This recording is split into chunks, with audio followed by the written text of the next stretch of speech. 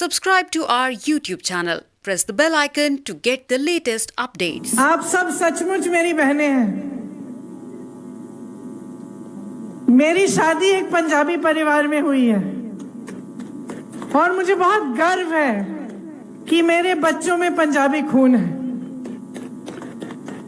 आपकी तरह मेरी बेटी एक पक्की पंजाबन है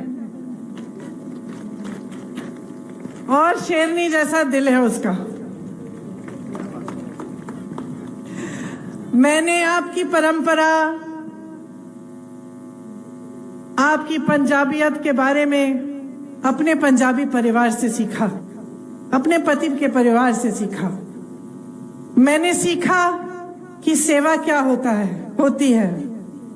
मैंने सीखा कि सच्चाई के रास्ते पे कैसे चलते हैं।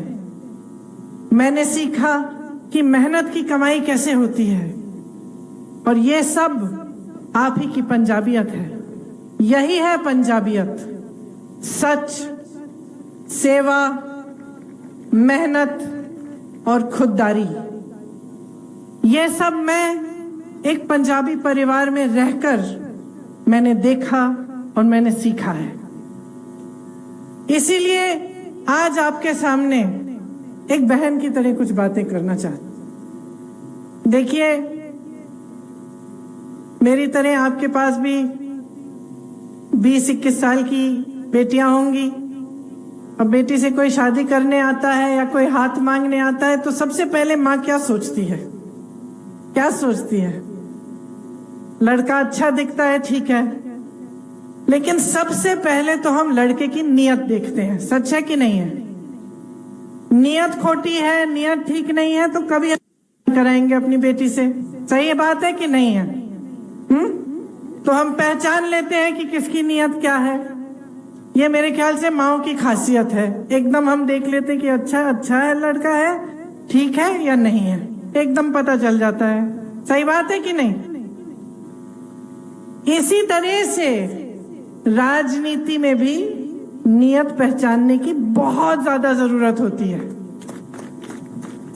सबसे तेज महिलाएं ही होती हैं, हम जान जाते हैं।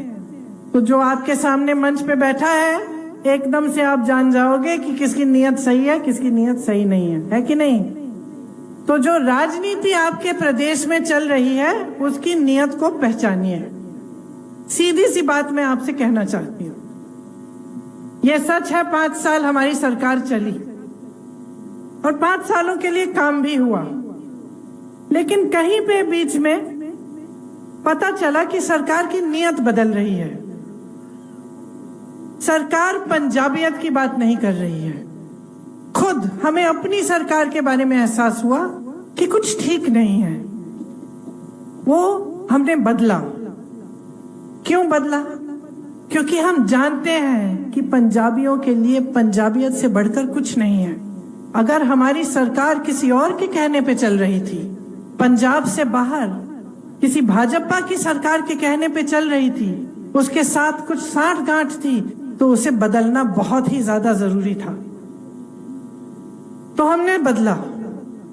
चन्नी जी आए और मैं आपको दावे के साथ कह सकती हूँ कि इस पूरे देश में कोई ऐसी सरकार नहीं है जिसने 111 दिन में इतना काम किया हो जितनी उनकी सरकार ने की। मेरे पास एक पूरी सूची है यहाँ कि 111 दिन में चन्नी जी ने क्या क्या किया। चन्नी जी ने 6,400 करोड़ के किसान के कर्ज माफ कर दिए, 1,500 करोड़ बिजली के बिल माफ किए, किसानों को मुफ्त बिजली दिलाई, बिजली के रेट 3 रुपए पर यूनिट तक ले आए, नीचे लाए। औद्योगिक बिजली का रेट 5 रुपए यूनिट तक ले आए। पानी के दाम ग्रामीण इलाकों में घटकर 50 रुपए प्रति माह के हो गए। शहरों में जो वाटर सप्लाई है, जो सुएज है, 700 करोड़ के बिजली के बिल उसके लिए भी माफ किए। आप सोच सकते हैं कि एक सरकार ने 111 दिन में कितना काम कर डाला। गौशालाओं में बिजली मुफ्त की, पेट्रोल डीजल के दाम घटाए, 3.5 लाख कंस्ट्रक्शन के जो श्रमिक हैं उनको 3,100 रुपए दिलवाए। दलित और पिछड़े वर्ग के लिए 60 करोड़ के कर्ज माफ किए। गरीब से गरीब परिवारों के लिए 200 यूनिट बिजली फ्री दिलवाई। अपनी रसोइया बहनों के लिए मानदेय को 3,000 रुपए तक बढ़ाया। 12 महीनों का मानदेय दिया जबकि पहले 10 दिन का था। 33% सरकारी नौकरियों में महिलाओं के लिए आरक्षण करने जा रहे हैं। तो इतने सारे काम 111 दिन में चन्नी जी ने कराए। इसका मतलब क्या है कि उनकी नीयत ठीक है। आप पहचान रहे हैं, वो आप में से उभरे हैं, गांव के हैं, गरीब परिवार के हैं।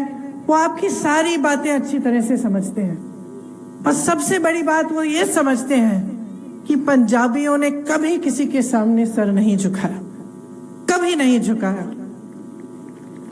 तो वो एक ऐसी सरकार कभी नहीं चला सकते जो किसी और के आगे अपना सर झुकाए।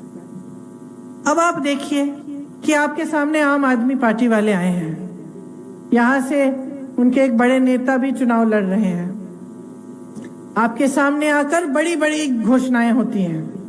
विज्ञापनों में दिखता है कि दिल्ली में दिल्ली सरकार ने एक नई राजनीति की है, किस तरह से विकास किया है। लेकिन सच्चाई नहीं है ये। हम सब मैं दिल्ली की रहने वाली हूँ। मैं आपको बता सकती हूँ, आप दिल्ली जाके देखिए, विज्ञापनों पर 200 करोड़ रुपए कोरोना के समय खर्चे। और कोरोना के समय जिस तरह से लोग मर रहे थे, ऑक्सीजन नहीं था, अस्पताल में बेड्स नहीं थे, किसी की मदद नहीं थी, उसके बारे में कौन बोलता है? मीडिया, विज्ञापन में सच्चाई नहीं दिखती आपको। तो आजकल आपको बहुत सतर्क रहने की जरूरत है।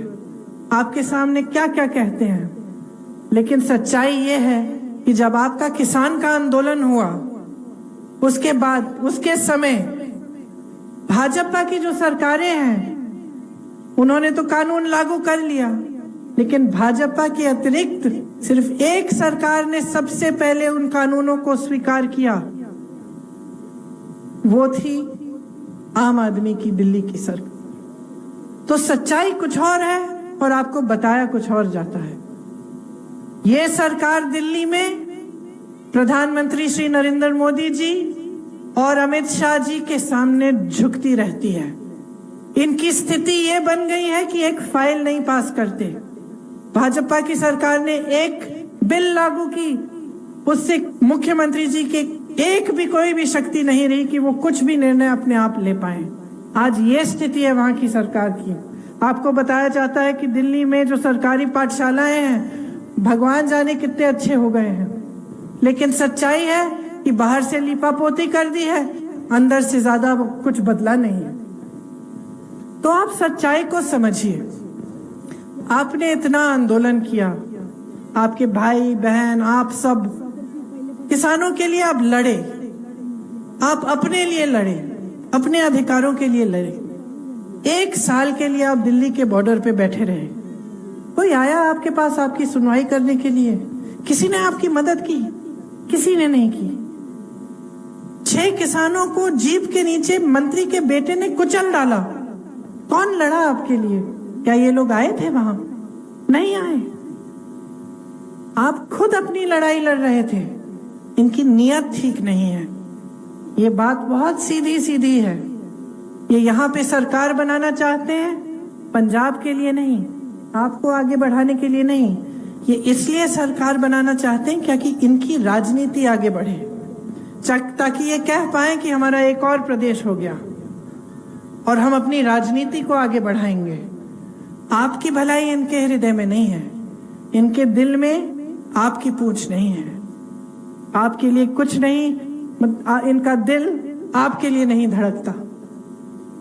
कांग्रेस की सरकारों ने आपके लिए काम किया है, लगातार हमारे नेता आपके लिए काम करते हैं। हाँ, हो सकता है कि अलग अलग नेताओं के कभी अलग अलग बयान भी आते हैं, कभी कोई गिला शिकवा होता है वो बोल देते हैं खुल के। लेकिन मैं एक बात आपको बता सकती हूं कि यहाँ पे इस मंच पे जितने भी नेता बैठे हुए हैं आपके कांग्रेस पार्टी के, इनके दिल में पंजाब है, पंजाबियत है। ये पंजाब को कभी धोखा नहीं दे सकते। आपस में लड़ लेंगे लेकिन पंजाब को कभी धोखा नहीं देंगे। सच्चाई ये है। तो जब मैं आपके बीच खड़े होकर आपसे बात करना चाहती हूं और आपसे राजनीति की बात करती हूं, तो सबसे पहले मैं ये बात पहचानती हूं कि आप मां हैं। मेरी तरह आप भी अपने बच्चों के लिए अच्छा सुनहरा भविष्य चाहते हैं।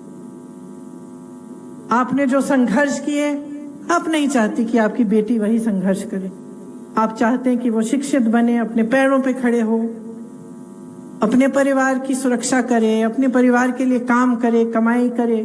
इसी तरह से आप चाहते हैं कि आपके बेटे अपने पैरों पे खड़े हों, उनका विकास चाहते हैं। आज सबसे बड़ी समस्या जो पंजाब में है वो रोजगार ही है, महंगाई और रोजगार। तो आपको एक ऐसी सरकार चाहिए जो आपके लिए रोजगार बनाए, आपके बच्चों को अपने पैरों पे खड़ा होने के लिए मजबूत बनाए। जब हम बहनों की बात करते हैं, बेटियों की बात करते हैं, महिलाओं की बात करते हैं, तो हाँ, हम 8 सिलेंडर देने की बात कर रहे हैं, मगर सिर्फ ये बात नहीं कर रहे हैं। हम ये भी कह रहे हैं कि सरकारी रोजगार महिलाओं को भी मिलेंगे। हम ये भी कह रहे हैं कि हम महिलाओं को सशक्त कैसे करेंगे, आपको रोजगार कैसे देंगे, आपके लिए शिक्षा के नए संस्थान कैसे बनाएंगे, आपको शिक्षित कैसे करेंगे, आपकी सेहत के लिए हम क्या करेंगे। मैं बताना चाहती हूँ कि दिल्ली में इनकी सरकार में एक भी नया शिक्षा का संस्थान नहीं बना है, एक भी नया अस्पताल नहीं बना है। तो आप समझिए कि जितनी भी बातें आपके सामने होती हैं, उनमें से सच्चाई क्या है। 2 तरह की राजनीति होती है, मैंने पहले ही कहा। एक होती है जो सत्ता को अपने हाथों में रखने की राजनीति होती है, जो हर चीज कर लेगी, किसी भी हालत में कुछ भी हो जाए, पैसे देकर, सौदा करके, कुछ भी करके अपनी सत्ता अपने हाथों में रखना चाहती है। उसके लिए कुछ भी कर डालेंगे। और एक दूसरी राजनीति होती है जो सेवा की राजनीति होती है, जैसे आपकी पंजाबियत है जिसमें सेवा सर्वोपरि है। उसी तरह से एक राजनीति भी है जिसमें सबसे महत्वपूर्ण चीज, सबसे अहम चीज, सबसे बड़ा धर्म सेवा होता है। और वो राजनीति हम आपके सामने निभाना चाहते हैं, वो सेवा का धर्म हम आपके सामने निभाना चाहते हैं। हम आपके जज्बातों से खेलना नहीं चाहते, हम आपके सामने खड़े होकर झूठ नहीं बोलना चाहते, बड़ी बड़ी घोषणाएं नहीं करना चाहते जो हम रख नहीं पाएंगे। जो घोषणाएं हम कर रहे हैं उन्हें हम पूरा करना चाहते हैं। हम आपसे अगर वोट मांग रहे हैं तो सच्चाई के आधार पर मांग रहे हैं, अपने अनुभव के आधार पर मांगने हैं। जो हमारी कांग्रेस की सरकारें हैं वो सरकार चलाना जानती हैं, उन्होंने विकास किया है, उनमें अनुभव है। इसीलिए जब आपसे समर्थन मांगते हैं हम, और जब आपके सामने हम गोल्डी जी जैसे प्रत्याशी खड़े करते हैं, तो हम दावे के साथ कह सकते हैं कि दोनों गोल्डी जी और आपका नाम क्या है, और सिमरत जी, दोनों आपके लिए दिन रात काम करेंगे। यहाँ सिमरत,